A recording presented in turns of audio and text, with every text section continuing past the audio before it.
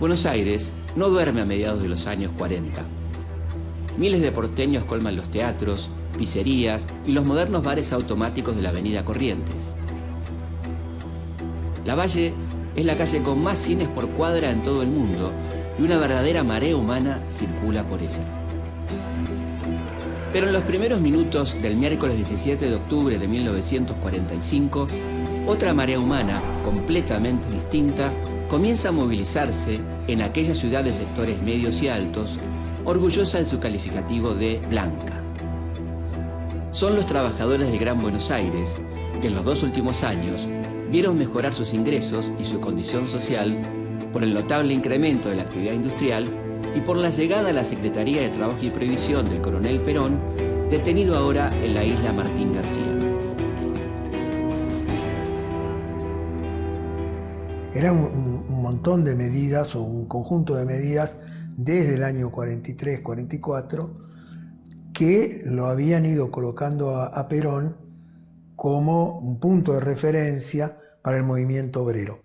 Mayoritariamente los sindicatos de la CGT miran con simpatía la política que ha llevado Perón desde la Secretaría de Trabajo y Previsión, pero con cierta distancia. Perón hace una política y esa política tiene una retraducción directa en la lucha de tendencias en el interior del movimiento obrero. Cuando uno mira las fuerzas sindicalizadas entre 1944 y 1947, uno ve que el número de afiliados es básicamente el mismo, pero se triplica el número de sindicatos.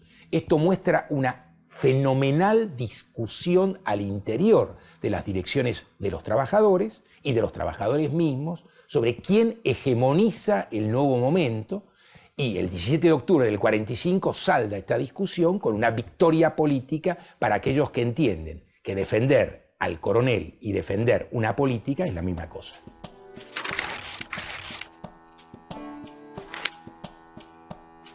El miércoles 17 de octubre, a las 3 de la mañana, Juan Domingo Perón espera en la isla Martín García una lancha para su traslado.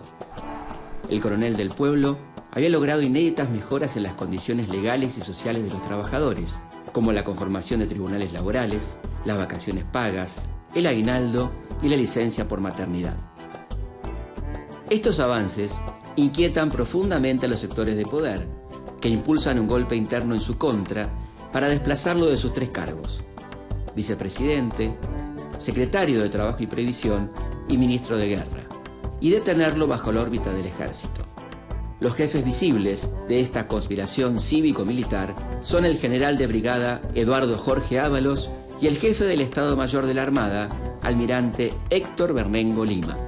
A las 3:30 de la mañana, una lancha enviada por el presidente Delmiro Farrell traslada a Juan Domingo Perón hacia el Hospital Militar Central en la capital federal. Con las primeras luces del día, el coronel del pueblo llega a su destino.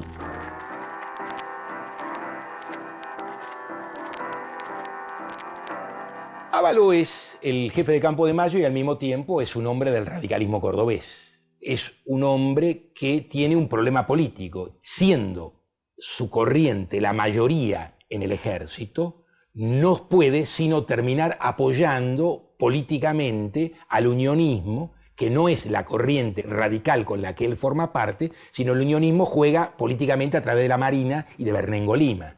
Entonces, el asunto era que Ávalo tenía una situación política donde destituir a Perón suponía, en la lógica política existente, la entrega del poder a la Suprema Corte, esto es, la derrota política de las Fuerzas Armadas. Con lo cual, Ábalos acepta entregar a Perón a la Marina, pero al mismo tiempo no acepta entregar el poder a la Suprema Corte, razón por la cual la derecha del movimiento no logra una victoria neta.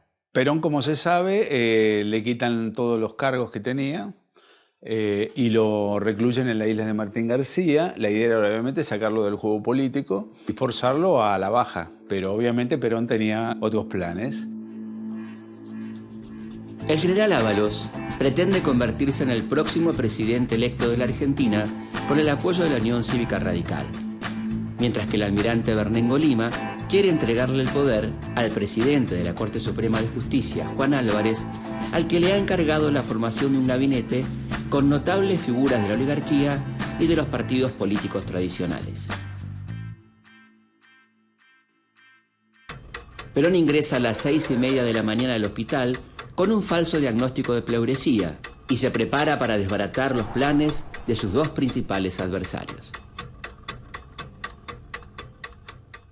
Aprovechan con su médico de confianza y demás, presenta unas radiografías antiguas donde él tenía un problema de pleura, las hacen aparecer como actuales, como sacadas en el momento, y obviamente el presentarse ante una junta de médicos calificados se le otorga la posibilidad de sacarlo de la isla de Martín García y llevarlo al Hospital Militar Central, que era obviamente lo que él quería para estar nuevamente en el centro de los acontecimientos. Precisamente el acontecimiento más grande era que ya la gente se estaba movilizando, el pueblo, para pedir su libertad.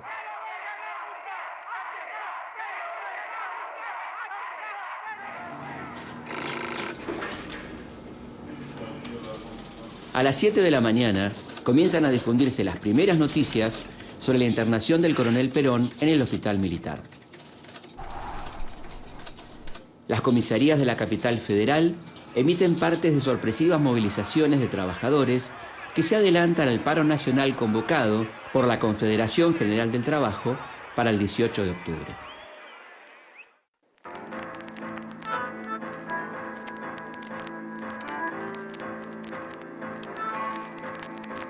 La relación de Perón con los medios de prensa, estaba dividida. Había medios que realmente lo apoyaban y que seguían de cerca su periplo político, sus logros al frente de la Secretaría de Trabajo y demás, y los grandes medios de comunicación, las empresas periodísticas, para decirlo en un idioma actual que todos podemos entender rápidamente, lo acusaban de nazi, lo acusaban de totalitario, de dictador, de ser una burda imitación del fascismo, del nazismo, que en ese momento ya estaban, digamos, en su declinación total.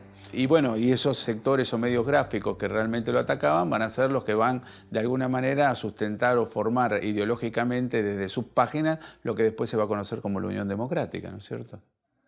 Perón, el 17, ya siente que ha logrado una especie de victoria personal, salir de Martín García, salir de la órbita de la Marina, ingresar a la órbita del Ejército, descubre inesperadas simpatías, descubre que hay unos cuantos que no saben bien qué hacer y que en ese no saber qué hacer hay un margen de maniobra política posible y al mismo tiempo empieza a enterarse de que hay una movilización en marcha y de que esa movilización corre por los 4 costados del país. No se trata simplemente de una movilización que cruza el puente, es el conjunto de las fuerzas del interior. Entonces, lo que se empieza a ver es un reilván político donde los que no decidían nada empiezan a modificar la estructura de las decisiones. Y para que la estructura de las decisiones sean modificadas, el modo de decidir vuelve a ser democrático.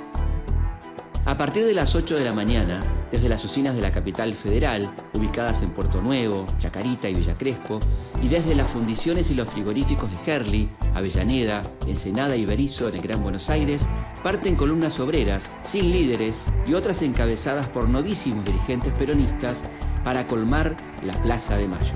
Los puentes del Riachuelo, levantados por orden policial, no son un obstáculo para los trabajadores que lo cruzan en botes y a nado. Todos los grupos de manifestantes vitorean el nombre del coronel Perón, exigiendo su inmediata libertad. Algunos llevan carteles y estandartes con su imagen y leyendas de apoyo a su gestión.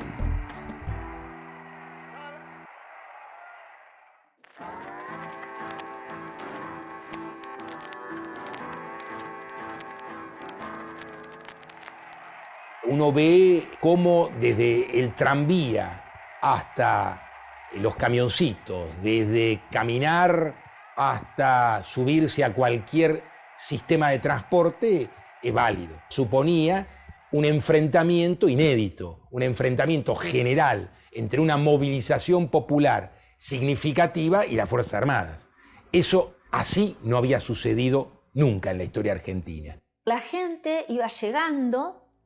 Bueno, acá hay toda una cuestión de si lo organizado o no que estuvo esto, pero bueno, los diarios que dicen, la gente va llegando desde Avellaneda, desde Lanús, de Herli, un intento de levantar los puentes, después incluso una acusación de alguno de los diarios al día siguiente de que la policía no evitó los disturbios. Y la gente se va acercando a la Plaza de Mayo. A las 11:30 de la mañana, a medida que los obreros se van acercando al centro, crece el espanto de los vecinos de la elegante y blanca Buenos Aires frente al inédito espectáculo de esos seres de rostro moreno, cabelleras renegridas y vestimenta humilde.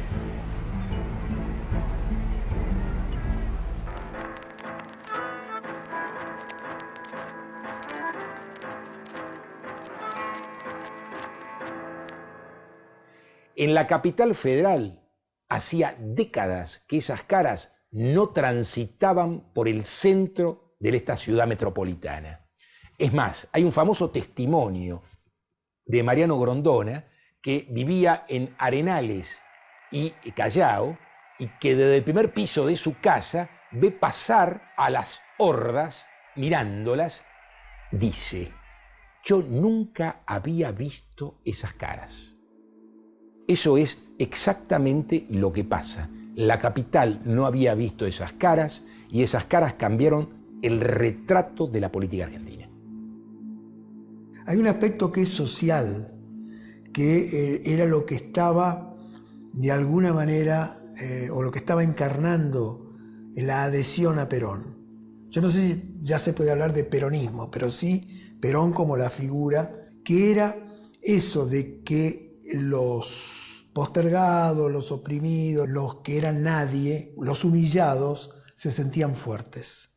Y eso generaba una violencia tremenda en los otros, realmente un odio de clase. ¿Vos sabés que había una extraña ordenanza municipal, que es una ordenanza de racismo encubierto, por la cual por las calles de la capital no se podía caminar sin chaqueta, sin saco?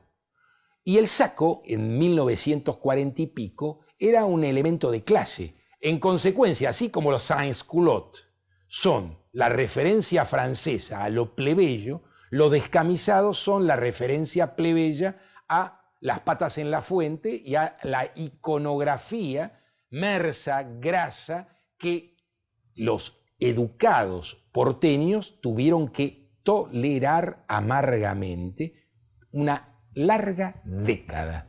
Y ahí hay otro dato que me parece interesante de tener en cuenta, que es que el movimiento obrero también está fracturado. Si uno mira masas movilizadas, mayoritariamente apoyan a Perón.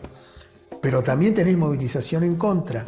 Y entonces ahí se da este hecho de que cada parte del movimiento obrero, peronista y antiperonista, va a apelar a sus Fuerzas Armadas, a sus cuadros armados, a los que tienen las armas de su lado. A las 12 del mediodía, la temperatura es de 25 grados, pero en la Plaza de Mayo, el calor de la concentración aumenta minuto a minuto a medida que se van sumando obreros con overoles, oficinistas con trajes y sombreros y mujeres con camisolas largas con niños en alpargatas. La relación de Eva Perón con el 17, o Eva Duarte entonces, ¿no? Eva Perón con el 17 de octubre aparece de algún modo mitificado. La presencia de Eva en 17 de octubre Si la hubo, fue muy menor, porque lo que parecía era como la compañera del coronel preso, no como alguien que tenía una prédica política por entonces. Evita no tiene un papel particular el 17 de octubre del 45 y no lo tiene porque Evita en octubre del 45 es la pareja del coronel Perón, no una figura de la política argentina. Cuando Evita se entrevista con dirigentes de ese momento planteando el problema del pedido de habeas corpus, ellos le contestan como se le contesta a la mujer de un dirigente cuando la mujer no es ella misma una militante, sino una mujer preocupada por el destino de su hombre, lo cual es absolutamente legítimo.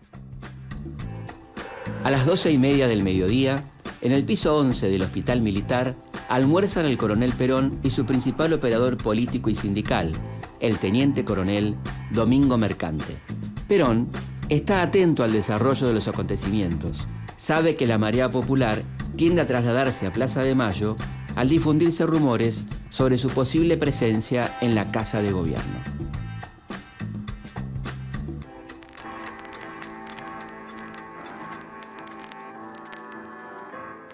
Hoy nos queda en la memoria como que el 17 de octubre fue un día de presencia masiva permanente y uno, si se guiara por los títulos de los diarios de entonces, vería que, de acuerdo al momento y a la hora en la que se está pensando la Plaza de Mayo como un ámbito físico, va a haber menos o más gente y eso va a ser fundamental para el ejercicio y la muñeca política de Perón para tener una presencia, ganar el balcón o no ganarlo. A las 16 horas, cuando el calor invita a algunos concurrentes a refrescar sus pies en las fuentes de la plaza, el teniente coronel Mercante sale al balcón de la Casa Rosada para anunciarles a los trabajadores que el general Ábalos quiere que abandonen la Plaza de Mayo. La sola mención del militar conspirador logra su propósito, que la plaza entera abuchee al hombre que ordenó detener a Perón. Luego toma el micrófono el director del diario La Época, Eduardo Colom, quien junta coraje y le pide a la multitud que nadie se mueva hasta tanto el coronel Perón ocupe el balcón. Había una gran cantidad de diarios de circulación nacional y también de circulación local, regional, provincial. Hay estadísticas que hablan de unos 3.000 diarios y periódicos en el país. Dentro del radicalismo hay sectores que tenían su propio diario. De hecho, el diario La Época era un diario de filiación radical irigoyenista, tenía en su portada la figura de Irigoyen, y que había comprado Eduardo Colom, una figura que después va a tener una actuación dentro del gobierno, que se va acercando a Perón por diversas razones. Entonces La Época va, incluso en sus titulares, tiene un énfasis en relación con lo popular que no se va a ver en la otra prensa. A las 18:30, el general Ábalos decide abandonar la Casa Rosada y dirigirse al Hospital Militar junto a Mercante y otros oficiales superiores para entrevistarse con su adversario y pedirle que se presente en la Plaza de Mayo. Ahora, su principal preocupación es calmar a esa multitud que le demostró su impopularidad. Perón recibe muy fríamente a su oponente y le impone como condición una entrevista con el presidente Farrell. El día se convierte en noche y se vuelve cada vez más peronista.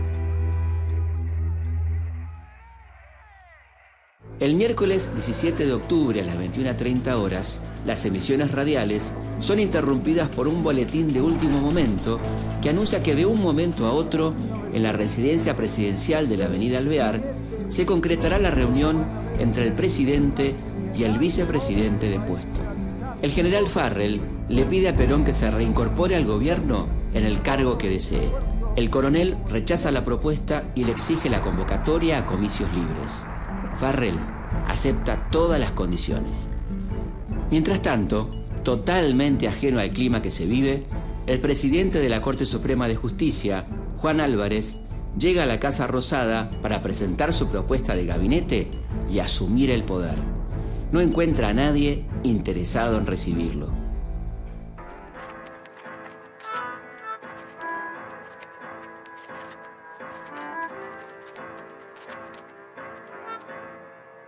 Perón le pide a Farrell que no se den las condiciones de la Marina. La Marina era la entrega del poder a la Suprema Corte, cosa a la que ni Farrell ni el ejército estaban dispuestas. En consecuencia, Perón salva a las Fuerzas Armadas y al ejército en particular de una situación peculiarmente bochornosa para ellas, que era retirarse como derrotadas antes de las elecciones.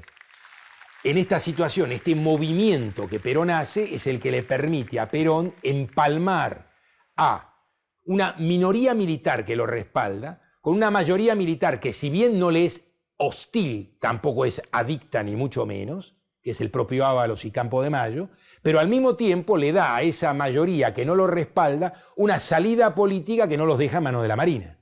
Entonces, Perón borda una respuesta política que reacomoda el lugar de las Fuerzas Armadas en el trípode del poder, al mismo tiempo que le permite a él ser la resultante de este trípode, es decir, del movimiento militar que da el golpe del 43, del surgimiento, del desarrollo de los trabajadores a partir de la política que el golpe del 43 plantea y del nuevo orden internacional que supone la Segunda Guerra Mundial. De ese trípode, Perón es la expresión concentrada y moderna. Berrengo Lima estaba en contra, incluso en contra de Perón, incluso él subleva a la Marina, y ese es un dato que por lo menos yo lo he visto poco referido, pero la flota de Río se ubica frente a la ciudad de Buenos Aires dispuesta a bombardear la Plaza de Mayo para dispersar a la multitud reunida el 17. A la noche del 17, la flota de Río se prepara para bombardear la ciudad. En una antesala o en un prólogo de lo que fueron los bombardeos de 1955. Pero allí la disposición ya estaba. Finalmente no lo hacen porque Campo de Mayo, donde estaba Ábalos y donde se esperaba el apoyo en contra de Perón, Campo de Mayo queda neutralizado.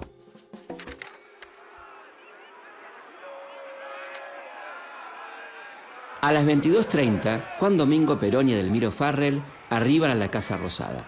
La muchedumbre, que llega según cifras oficiales a unas 300.000 personas, espera impaciente en la plaza la aparición de su líder. Entre cantos y aplausos ininterrumpidos, Perón sale al balcón y pide que se cante el himno nacional para tomarse su tiempo y así preparar las palabras con las que va a entrar en la historia. Bajo el uso de la palabra, el señor coronel Juan Perón.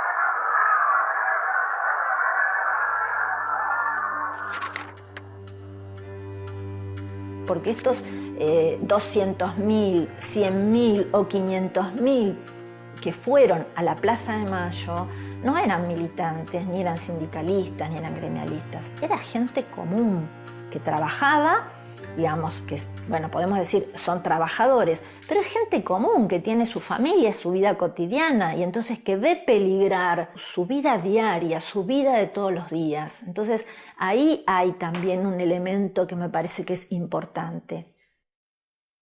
Ese enfrentamiento que no se dio por las armas en octubre del 45 se va a dar por la vía electoral en febrero del 46. Por supuesto, los dos están de acuerdo en convocar elecciones porque cada uno cree que va a ganar. Cosa que, bueno, no para unos no resultó. Por eso yo creo que se puede caracterizar al 17 de octubre en este aspecto como un enfrentamiento diferido.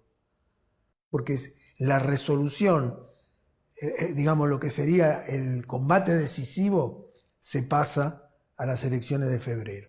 Están aquellos que entienden que son dirigentes sindicales y punto, y por lo tanto no tienen por qué comprometerse tanto, y están aquellos que entienden que la situación del movimiento obrero ha cambiado, que hay una victoria popular contra el fascismo, que los trabajadores son el pilar de esa victoria y que la victoria sobre el fascismo en el mundo, en la Argentina, se retraduce como el ingreso de los trabajadores a la lucha política.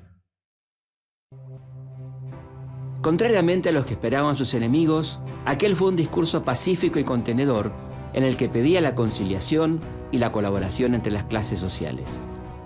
Así, llegaba a su fin aquel primer día peronista. La gente volvía a sus casas como podía, con la satisfacción de la lucha ganada y con la convicción de cumplir la huelga decretada por la Confederación General del Trabajo para la jornada del 18 de octubre que ya comenzaba. Perón fue a reunirse con Eva para celebrar y planear su casamiento. Terminaba un día y comenzaba una nueva etapa en la historia argentina.